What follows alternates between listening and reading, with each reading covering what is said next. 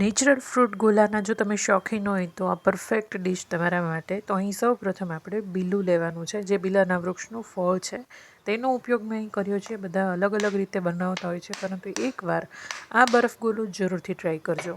હવે સૌ પ્રથમ પહેલાં બીલાને આપણે તોડી અને ચકાસવું પડશે. અને હા, અહીં જેટલા વ્યક્તિ માટે બનાવવાના છે એટલા તમારે બીલાના ફળ મીડિયમ સાઇઝના જરૂર પડશે. તો અહીં 2 લોકો માટે બનાવું છું તો મેં 2 બીલાના મીડિયમ સાઇઝના જે ફળ આવે એ લીધા છે. અને અંદરથી તમે આ રીતે કલર અથવા તો કલર છે વધારે પડતો બ્રાઉન હોય તો પણ તે બગડેલું હોય છે, એટલે બહુ સરસ એવું પાકેલું ને એવું પીળું હોય એવું જ વાપરવાનું.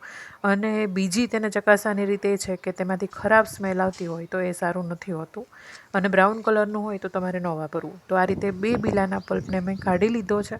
ને સૌ પ્રથમ આપણે હવે બીલાના જે પલ્પ કાઢેલો છે તેની અંદર આપણે પાણી ઉમેરીશું. તો માપે પાણી ઉમેરવાનું, બહુ પાતળું થઈ જાય એટલું બધું પણ નહીં ઉમેરીએ. તો એ મેં લગભગ 1 થી સવા ગ્લાસ જેટલું મેં પાણી ઉમેર્યું છે. અને પલ્પ અને પાણી બંને આ રીતે સરસ એવું મિક્સ કરી લેવાનું છે. હવે આપણે તેમાંથી બીલા અને રેસાનો ભાગ છે એ ગળણીની મદદથી ગાળી લઈશું અને એક એરટાઇટ કન્ટેનર લઈ લઈશું. અને તેમાં બરફ આપણે ફ્રીઝરની અંદર છે એ જમાવવા માટે રાખી દેવાનું છે.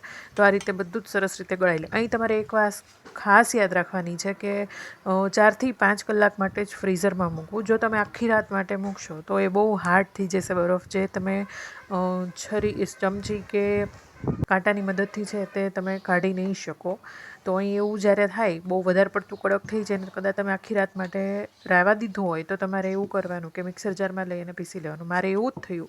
આગલા દિવસે લાઇટનો કાપ હતો એટલે બહુ વધારે પડતો બરફ છે એ જામી ગયો, અને બીજે દિવસે મેં જ્યારે લીધો ત્યારે બરફ છે એ આસાનીથી નીકળતો ન હતો, અને પછી મિક્સર જારની અંદર મેં પીસી લીધું.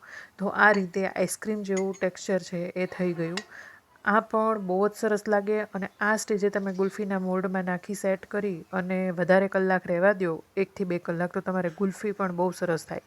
અહીં મેં ઉપરથી કીવી ક્રશ છે નેચરલ ટેસ્ટવાળી લીધી છે, જે બજારમાં આરામથી આપણને બોટલો મળી જતી હોય છે. ચોકલેટ સિરપ, ટોપરું, મલાઈ, ઘરની ફ્રેશ છે એ ક્રીમ એ ઉમેર્યું છે.